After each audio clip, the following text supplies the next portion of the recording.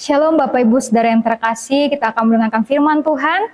Namun sebelum mari kita bersatu di dalam doa. Ya Tuhan Allah kami bersyukur untuk kasih setiamu, penyertaan-Mu dalam kehidupan kami. Kau terus memelihara kehidupan kami. Saat ini ya Tuhan, kami akan dengarkan firman-Mu. Berkati kami memohon pertolongan-Mu untuk kami boleh memahami firman-Mu dan melakukan firman-Mu dalam kehidupan kami. Dalam nama Yesus kami telah berdoa dan bersyukur kepadamu. Amin. Bapak Ibu Saudara yang terkasih, kita bersyukur kepada Tuhan. Minggu ini kita sudah masuk kepada minggu menuju masa penderitaan 40 hari sebelum Yesus disalibkan. Maka dari itu, firman Tuhan bagi kita saat ini tertulis dari surat Roma, pasal yang ke-10 ayat 16-21. Saya akan membacanya dalam terjemahan baru edisi yang kedua. Begini firman Tuhan, ketidakpercayaan Israel, tetapi tidak semua orang telah menerima kabar baik itu. Yesaya sendiri berkata, Tuhan siapakah yang percaya kepada pemberitaan kami? Jadi iman timbul dari pendengaran dan pendengaran oleh firman Kristus. Tetapi aku bertanya, apakah mereka tidak mendengarnya? Justru mereka telah mendengarnya. Suara pembawa berita sudah sampai ke seluruh dunia. Dan perkataan mereka sampai ke ujung bumi. Tetapi aku bertanya, apakah Israel mengerti? Pertama-tama Musa berkata, aku membuat kamu cemburu terhadap orang-orang yang bukan umat dan membangkitkan kemarahanmu terhadap bangsa yang bebal. Lagi pula dengan berani Yesaya mengatakan, aku telah berkenan ditemukan mereka yang tidak mencari aku. Aku telah menampakkan diri kepada mereka yang tidak menanyakan aku. Namun tentang Israel ia berkata, sepanjang hari aku telah mengulurkan tanganku kepada umat yang tidak taat dan yang membantah. Demikian kebenaran firman Tuhan. Bapak Ibu Saudara yang terkasih, seorang murid di sekolah akan menjadi anak yang taat ketika dia mau dengar-dengaran kepada orang tuanya, dengar-dengaran kepada guru-gurunya. Dan seorang atlet juga bisa memenangkan satu pertandingan ketika dia mau dengar-dengaran kepada pelatihnya dan giat untuk terus berlatih. Dan seorang prajurit bisa menyenangkan hati komandannya ketika dia juga mau dengar-dengaran kepada komandannya sendiri. Hal ini menunjukkan bahwa pendengaran memiliki peran penting dalam setiap aspek kehidupan kita, terkhususnya ketika kita ingin menjalin komunikasi. Jika kita hanya fokus berbicara, tidak mau mendengarkan orang lain, maka apa yang akan terjadi? Komunikasi kita tidak baik. Itulah mengapa dalam surat Yakobus 1 ayat 19, dikatakan setiap orang hendaklah cepat untuk mendengar, tetapi lambat untuk berkata-kata. Betapa pentingnya bagi kita untuk mendengar. Terlebih lagi bagi kita, anak-anak Tuhan yang sudah diselamatkan oleh Yesus Kristus. Nah, siapa sesungguhnya yang harus kita dengar? Bapak Ibu Saudara yang terkasih, dalam pembacaan firman Tuhan hari ini kita melihat bahwa Rasul Paulus membahas tentang iman. Kalau kita membaca keseluruhan surat Roma, kita akan melihat bahwa surat Roma memiliki tema iman. Diawali dari pasal yang pertama ayat yang ke-16 sampai 17, bahwa orang benar akan hidup oleh iman. Dan di bagian ini Rasul Paulus membahas bagaimana proses di mana iman timbul dari pendengaran dan pendengaran oleh firman Kristus. Rasul Paulus memberikan alasan mengapa bangsa Israel tidak diselamatkan, yaitu karena mereka tidak percaya kepada Allah.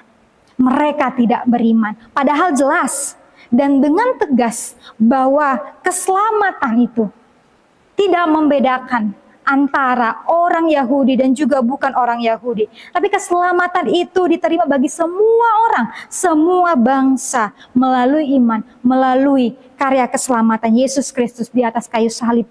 Tapi ternyata tidak semua orang mau menerima kabar baik itu, termasuk bangsa Israel.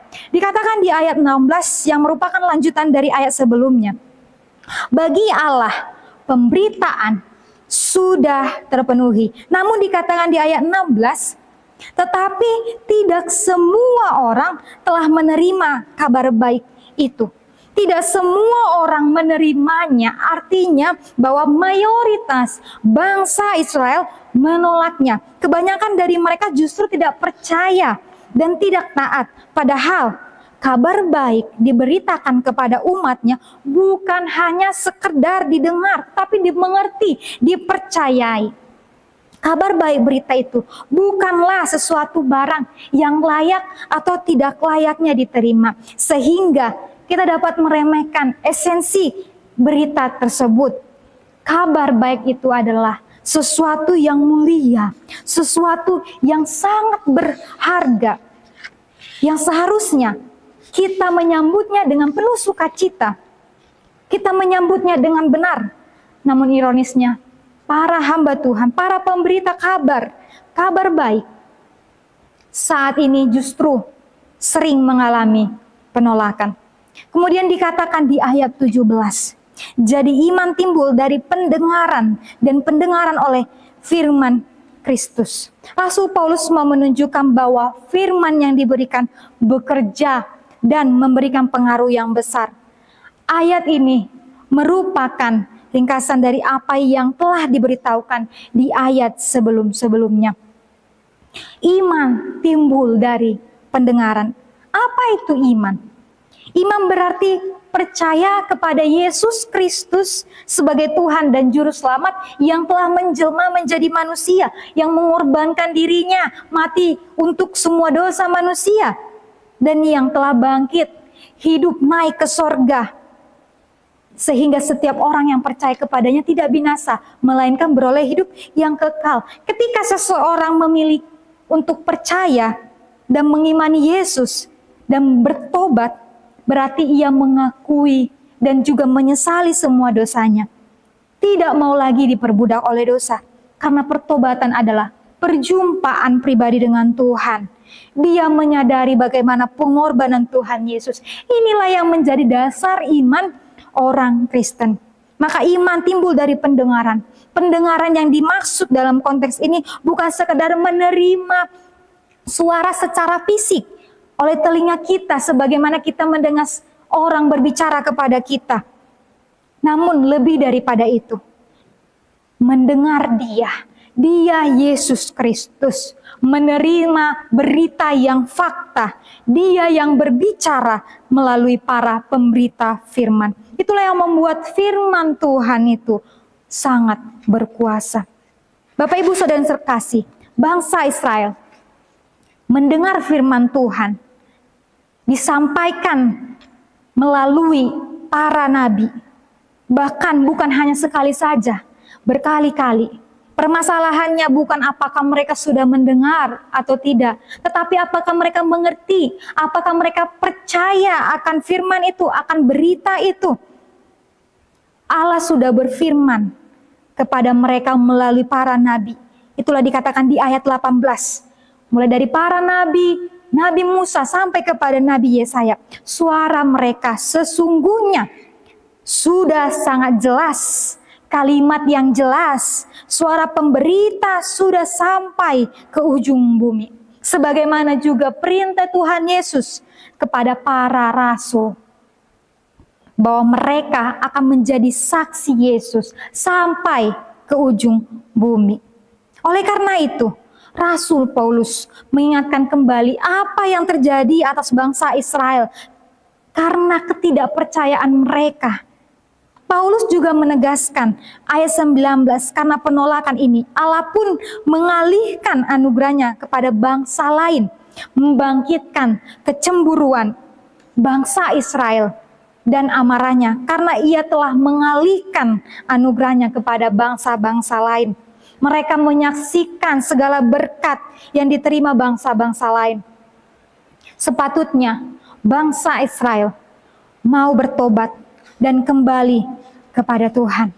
Namun mereka justru menjadi bangsa yang tegar tengkuk, bangsa yang memberontak, tidak percaya kepada kabar berita itu hingga mereka tidak mendapat bagian dalam keselamatan. Inilah yang menjadi tantangan yang dialami Rasul Paulus ketika memberitakan Injil kepada jemaat yang ada di Roma.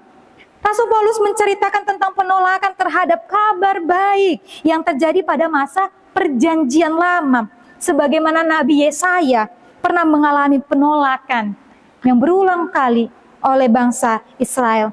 Mereka tidak mau mendengarkan, malah mereka mengabaikan firman Allah. Karena itu Rasul Paulus sangat berharap bahwa jemaat yang menolak Injil mau menerima Injil keselamatan itu. Paulus berharap bahwa penghukuman seperti bangsa Israel tidak terjadi atas jemaat Roma. Rasul Paulus berharap mereka mau menerima Injil, menerima Yesus Kristus sebagai Tuhan dan Juru Selamat mereka. Hidup di dalam kebenaran, taat dan setia kepada firman Tuhan. Bapak Ibu Saudara yang terkasih, di ayat 20-21 kita melihat sekalipun bangsa Israel berontak kepada Allah, mengabaikan Allah, tetapi Allah tetap menunjukkan kasih-Nya, karunia-Nya, anugerah-Nya kepada bangsa Israel. Dalam bagian ini kita melihat bahwa nyatalah kasih karunia Allah bagi bangsa Israel. Sekali lagi Rasul Paulus mengutip dari Yesaya 65 ayat 1-2. Dikatakan, aku telah berkenan ditemukan mereka yang tidak mencari aku. Aku telah menampakkan diri kepada mereka yang tidak menanyakan aku. Menyatakan kasih karunia Tuhan terhadap umat yang tidak percaya. Allah tetap mengasihi umatnya yang tidak mau menerima Dia. Sekalipun bangsa Israel tidak mencari dan menanyakan keberadaan Allah, Allah tetap turut campur tangan menyatakan pertolongannya bagi bangsa Israel. Ini dilakukan Allah untuk membuktikan bahwa kasih Allah tidak terbatas. Bahkan kita dapat melihat bagaimana Allah menyatakan kasih-Nya melalui kita. Manusia berdosa, ketika kita jatuh ke dalam dosa, Tuhan Allah tetap berinisiatif untuk menyelamatkan manusia dari dosa melalui karya keselamatan yang dikerjakan melalui anaknya Yesus Kristus Tuhan kita. Kebaikan Allah begitu melimpah bagi kita. Dikatakan, sepanjang hari aku telah mengulurkan tanganku. Allah menunggu umatnya dengan penuh sabar. Sabarnya Allah itu sepanjang hari. Kesabaran Allah itu sangat luar biasa bagi kita. Karena itu marilah kita mengingat bahwa inisiatif Allah lah yang memberikan anugerahnya, mengaruniakan anugerahnya kepada kita. Bukan karena kita baik, bukan karena kita layak menerimanya. Siapakah kita di hadapan Allah? Tetapi ini semata karena kasih Allah, kesetiaan Allah yang nyata bagi setiap orang yang percaya kepadanya. Bagaimana dengan kita Bapak Ibu Saudara yang terkasih? Apakah selama ini kita menolak Injil kabar sukacita itu? Sehingga kita sulit untuk merasakan menikmati anugerah Allah setiap harinya, menyadari bahwa Allah sangat mengasihi kita. Kita yang sesungguhnya tidak layak, tapi diperlayakan Allah. Kasih karunia-Nya yang menyelamatkan kita. Tentu kita sering mendengar tentang Yesus Kristus, tapi kita tidak sadar bahwa kita tidak merespons anugerah itu, tidak mau menerimanya. Karena itu, marilah kita membukakan hati kita untuk menerima Tuhan Yesus masuk dalam hidup kita, menjadi acuan hidup kita. Firman Tuhan hari ini merupakan peringatan bagi kita untuk kembali mengingat bagaimana bangsa Israel yang tidak mau menerima kabar sukacita itu. Mari kita introspeksi diri kita. Apakah kita selama ini seperti bangsa Israel? Apakah kita mau setia mendengarkan firman Tuhan? Apakah kita mau setia taat kepada firman Tuhan? Allah mengkehendaki kita untuk mau taat kepadanya, setia mendengarkan firman-Nya, setia untuk melakukan firman-Nya. Allah rindu kita tidak hanya menjadi pendengar saja, tetapi menjadi pelaku-pelaku firman Tuhan. Rindu untuk menghidupi firman Tuhan hari demi hari. Rindu untuk semakin mengenal Tuhan. Mungkin kadang kita akan mengalami kesulitan, pergumulan dalam proses ini. Namun sebagaimana minggu kita, minggu Infokapit, yang artinya berserulah kepada Tuhan.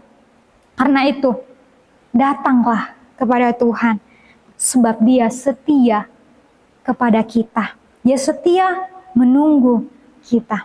Demikian kebenaran firman Tuhan, mari kita bersatu di dalam doa. Ya Tuhan Allah kami bersyukur untuk kebenaran firman-Mu. Meneguhkan kami untuk beriman kepada Tuhan. Ampuni kami Tuhan, mungkin selama ini kami lalai, kami mengabaikan firman-Mu. Biarlah Roh-Mu ya Tuhan yang menolong kami untuk menjadi anak-anak yang mau taat, setia kepada firman-Mu ya Tuhan. Anak-anak yang tidak hanya menjadi pendengar saja tetapi menjadi pelaku-pelaku firman-Mu. Dalam nama Yesus kami berdoa dan bersyukur. Amin. Shalom, Tuhan Yesus memberkati kita.